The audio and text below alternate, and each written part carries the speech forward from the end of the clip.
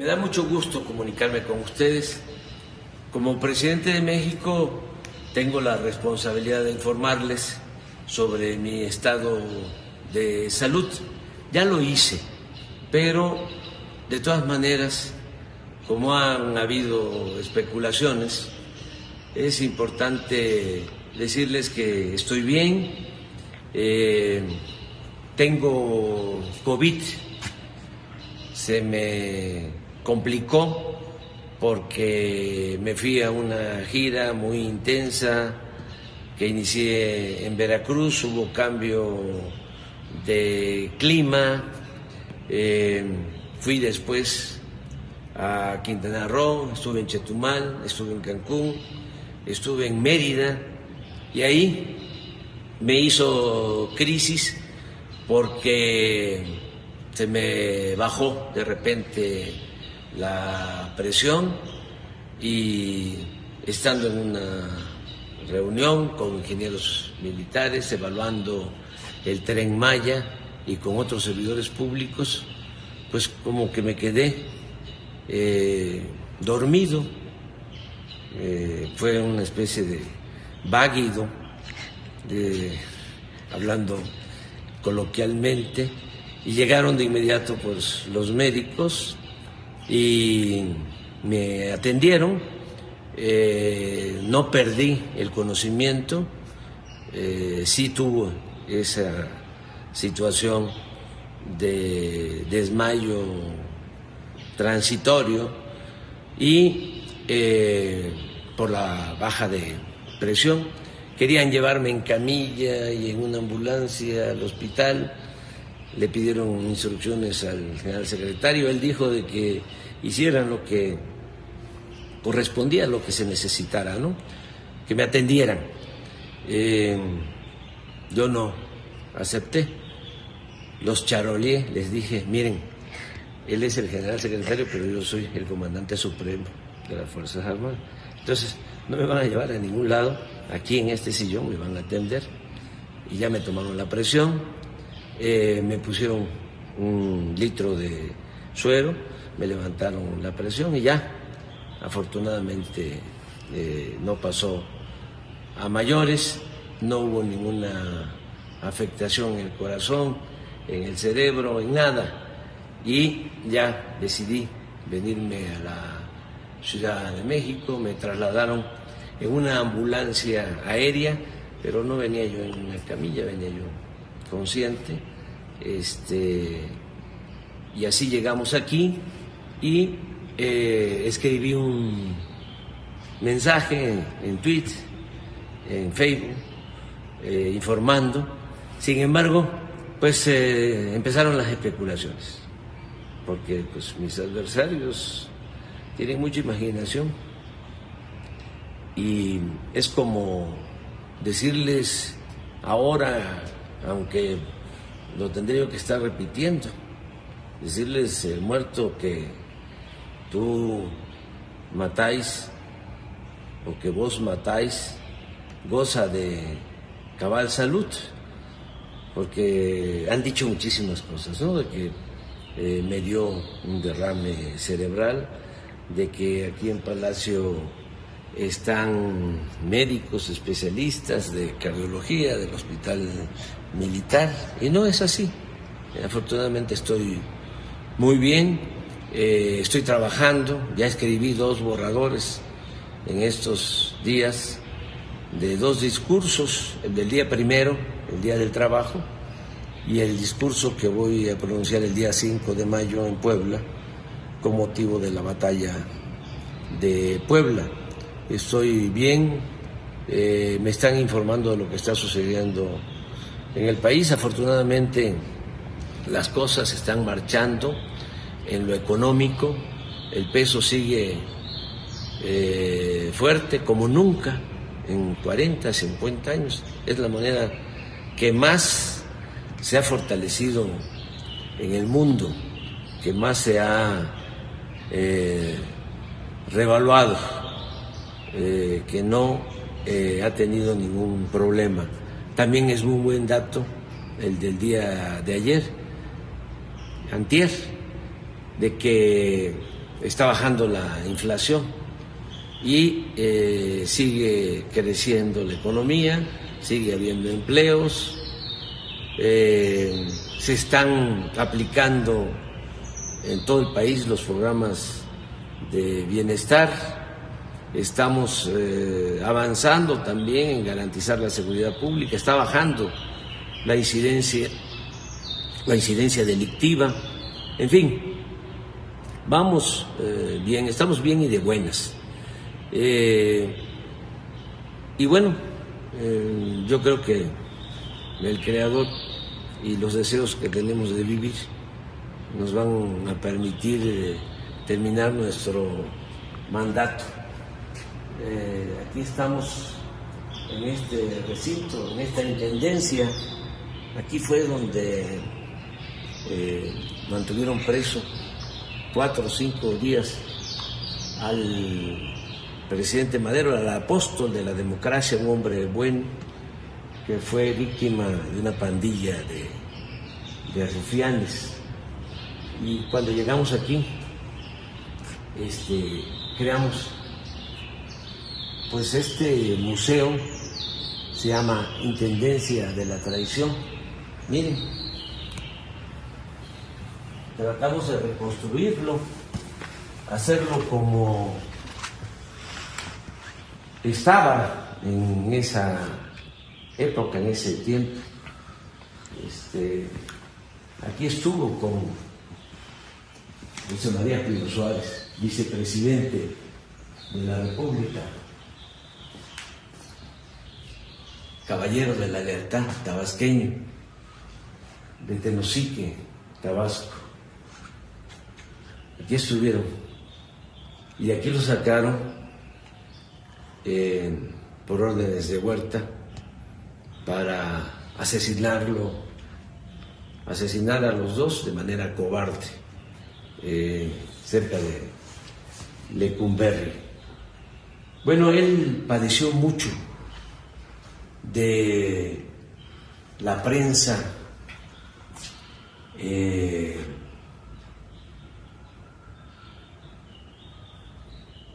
calumniosa.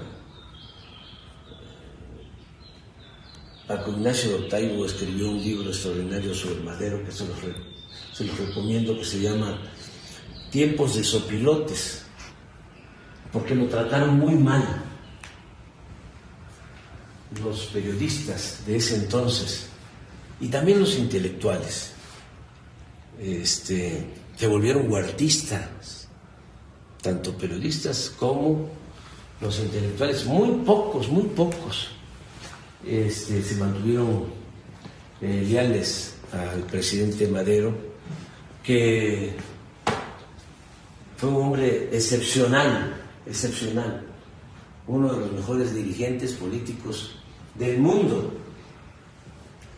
un verdadero demócrata. No ha habido en México un presidente con más vocación democrática que Madero, y resistió una campaña de desprestigio de parte de toda la prensa de ese entonces, al grado de que llegaron a llamarle loco, espiritista, pigmeo. Lo ofendieron mucho, como también ofendieron a Hidalgo en su momento. Bueno, al padre de nuestra patria no solo lo ofendieron, lo asesinaron, le cortaron la cabeza, le exhibieron 10 años en la plaza de Guanajuato los conservadores, que son gentes de malas entrañas, que siempre andan deseándole el mal a otros. Hablo de Hidalgo, pero pues lo mismo padeció Morelos, y luego Juárez, que fue tratado de manera racista, el mejor presidente que ha habido en la historia de nuestro país. Hay 3 presidentes que hay que recordar con mucho cariño: Benito Juárez, Francisco I. Madero, y el general Lázaro Cárdenas del Río también padeció una campaña en su contra muy fuerte de los oligarcas, los que se opusieron a la expropiación petrolera. Fíjense, no les afectaba en nada porque el petróleo estaba en manos de compañías extranjeras. Sin embargo, ellos se sintieron ofendidos, los oligarcas mexicanos. También pues no les gustó que el general Cárdenas entregara la tierra a los campesinos, no les gustó que el general Cárdenas impulsara la educación pública, y así ha sido siempre, ¿no? Ahora que me he vuelto a enfermar, llama mucho la atención el odio, ¿no?, de algunas personas que quisieran pues que yo desapareciera, pero no deben de actuar de esa manera. Ya hasta me producen sentimientos de afecto, porque los considero muy desprovistos de